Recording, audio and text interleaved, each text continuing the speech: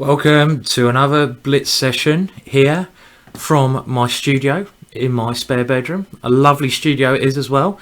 And we're going to try a little bit of 3-minute chess today. And here comes old Harry the A-Pawn. Oh yeah. And I got a bit excited there. I'm not very good at 3-minute, but I'm trying to play a little bit quicker time limit. I mean, I'm not Daniel Wrench. You know, I just haven't got the talent of that kid.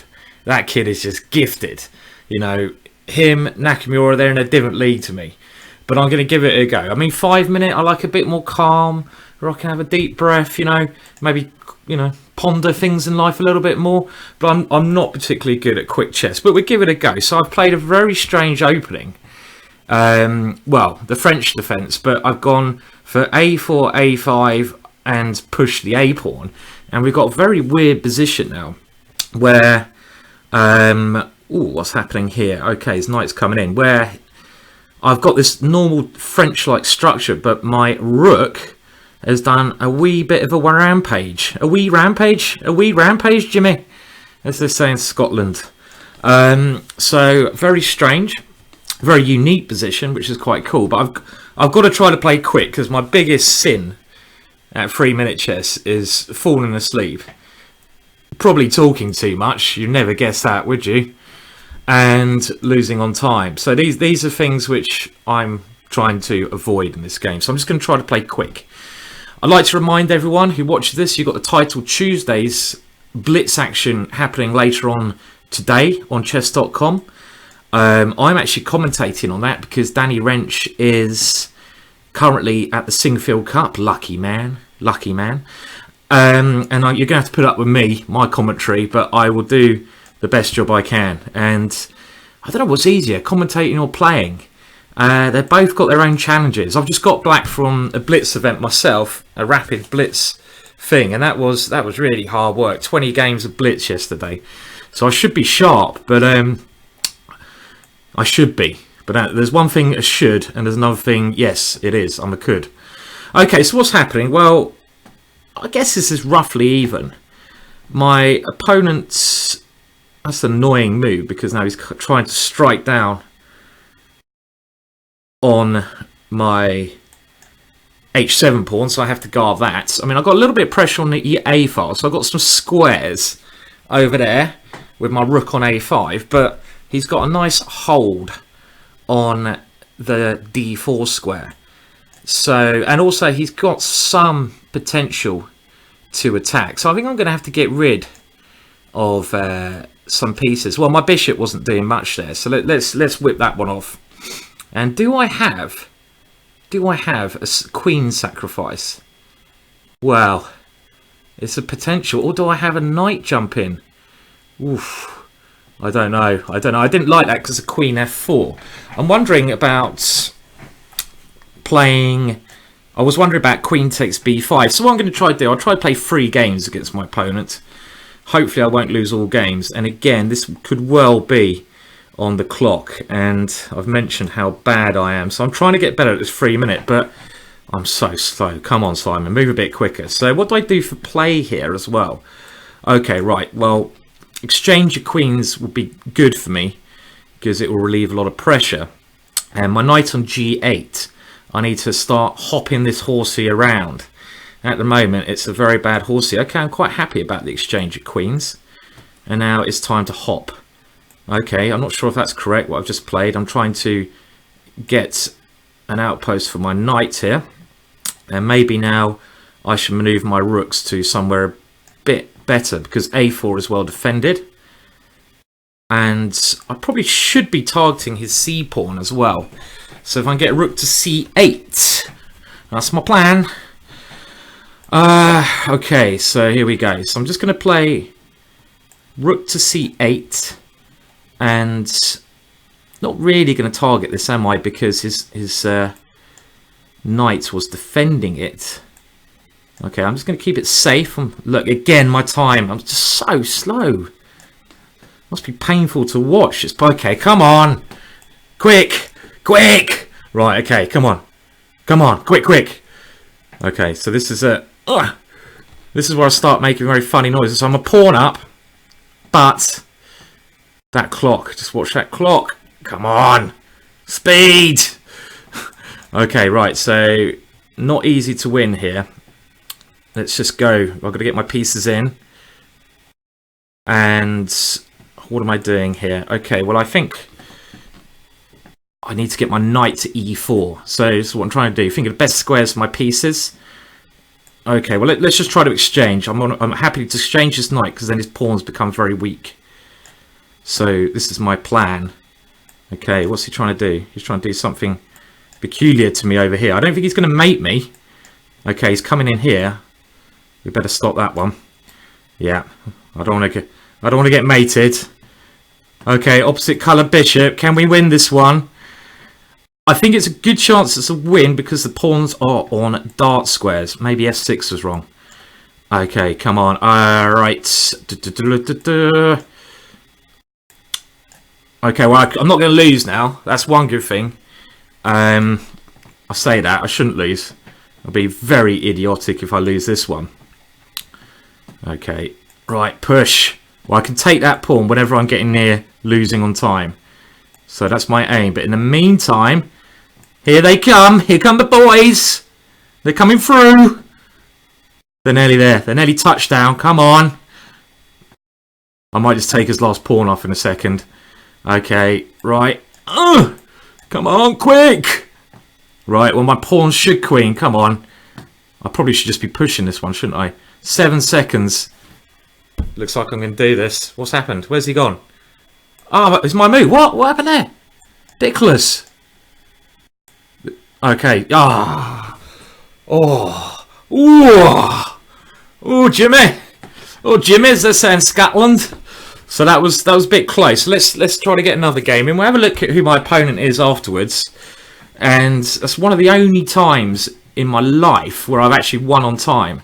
I'm really, and you can see I love pushing my rook's pawns. This is the day of the rook's pawn push. So I went with the A pawn, and now I'm going with the Harry the H pawn. And I quite like this. When my opponent's fianchettoed his position, I quite like pushing my rook's pawn because you're aiming to attack his like fianchettoed structure. So I actually think when your opponent has fianchettoed in chess, pushing the rook's pawn is actually quite a decent way to play. And here I'm just going to try to generate some attack.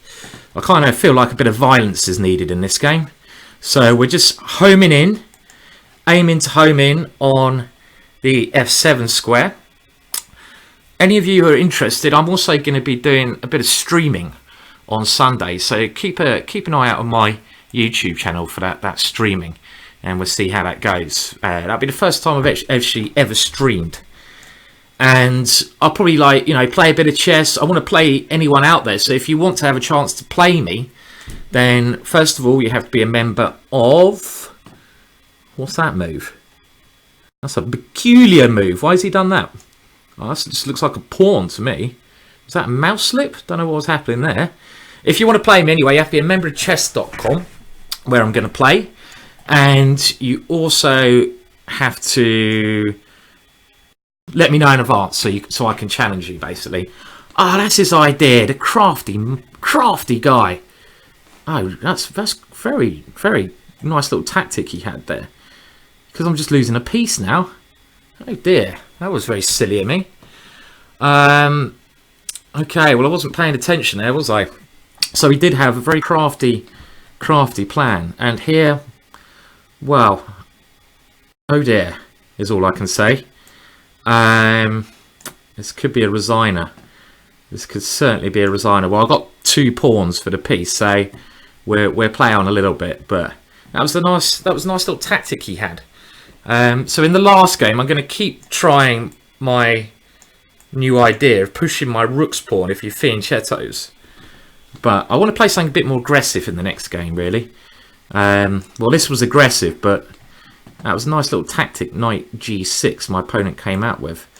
So, okay, so this is obviously very bad for me. Just simply, I'm running out of pieces here. I do now have some little pressure on the G file.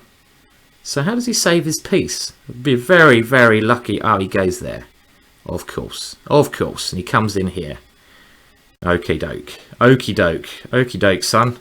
So I've got to stop knight f3, but things are looking grim. They're looking grim here. So if he takes there, can I take his bishop with check? King f6. Got a lot of pieces on pre in that position. Maybe I just have to try taking on c7. So he takes on d1. I take here, check. Right. So he's relying on a back spanker.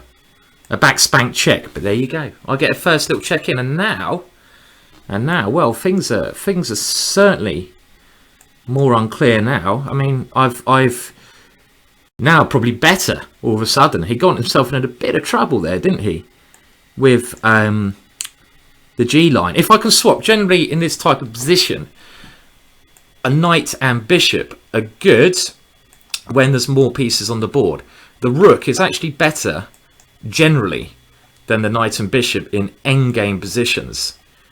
And this is what I'm hoping here, that my rook's going to be better than knight and bishop. And obviously I've got a load of pawns here, which is very useful. So we should start trying to use those pawns somehow. March them up the board. Try to create some weaknesses. But he's got a nice little blockade here, which I somehow need to break. So how do we do that? Okay, well, maybe this is a useful move. We're going to see the rook is, like I say, very, very useful in these types of positions, because you can keep going a number of different angles. Okay, so now my main idea is to, at some point, break with a pawn move here. So c5, trying to infiltrate with my rook to b7. In some cases, maybe d5, but d5 is more risky, because he could blockade on the dart squares. Okay. Well, now I've got a little tactic. I want to go rook takes b6 check here. And Harry becomes a very happy Harry. He becomes a queen. And as long as I don't fall for any tricks, that pawn is going to become a queen. Okay, so there we go. Well, that was a bit lucky, but, you know, that's what happens in Blitz chess. So we're going to give him a last game now. So he went b3 last time. Okay, well, let's just play the black line. And if you haven't heard about this opening, there's a very interesting book written on this. And the black line is a way to get a quite dynamic and interesting position with this e5 move. And the position resembles like a king's Indian defense quite often. My opponent's going for aggressive idea. He's probably really pissed off at the moment. I mean, I wonder what he's punching. He's probably smacking that computer screen going, "You ginger!" I won't say what, but we can imagine what you're saying. "You ginger! Ginger idiot! How can you play like this, you ginger idiot?" So, do we feel sorry for him? Nah, of course we don't. Of course we don't. You can't feel sorry for your opponents. And the amount of times this has happened to me in my career, losing one positions, is well, let's just say you can't count on one hand.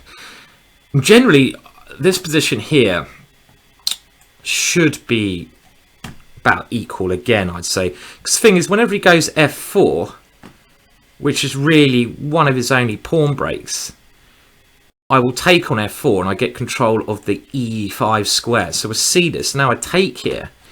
And I think his last move was very risky, because now look at this beautiful square here for my knight. That knight will sit there happy for a long time. But I expect my opponent will try to take on h5 at some point. That would be a natural sacrifice, because we castled on opposite sides. So it's a bit of a race situation here. And hence why I've started punting Barry, my good mate Barry, up the board. So here comes Barry, the b pawn. And Barry is going to try to get to b4 and open up the queen side. So if I was white here, I'd probably play bishop takes h5 without thinking. I'd just take on h5 and try to get an attack. It seems a bit greedy to me, taking, you know, it's not one of those positions where pawns really matter, I wouldn't have thought. I mean, look at this knight. This knight on a e5 with the bishop, my pieces are beautiful. I can marry my pieces and have little baby knights and baby bishops with them. That's really wrong. I wonder if anyone's got that kind of, should we say, I'll leave it there. I won't go on with what I was going to say. What about this move? Here we go. Let's get tactics going. And if king takes, I was going to say fetish, but I know this is on Chess.com thing. I wonder if anyone in the world, you know, gets a bit too excited about chess pieces. I kind of hope not. That's a bit of a weird thought, and I don't. I'd just like to say, I'm a grandmaster. I appreciate the chess pieces, but you know, there is a limit to my appreciation. What on earth am I talking about today?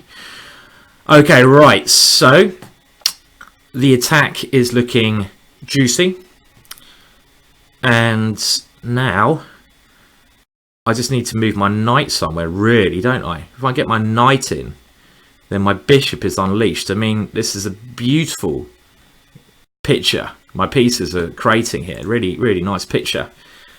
And yeah, with a queen coming over to a5, maybe I'm alright at this 3-minute chess, you know.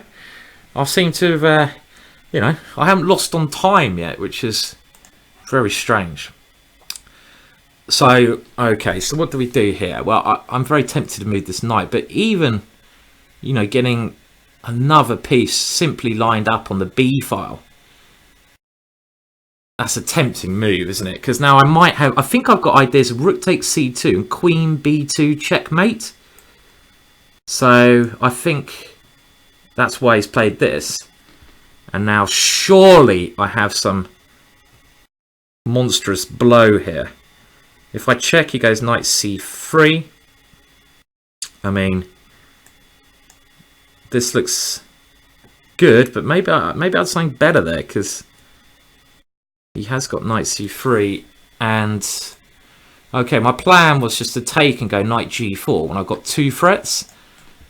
I've got knight f2 and bishop takes c3, but in some ways I kind of feel like, oh, I had rook d8 there as well. Wow, I missed rook d8. Oh dear. Okay, well, I saw one good plan and I went for it, but rook d8 was a much better idea. Okay, well, the position's still winning.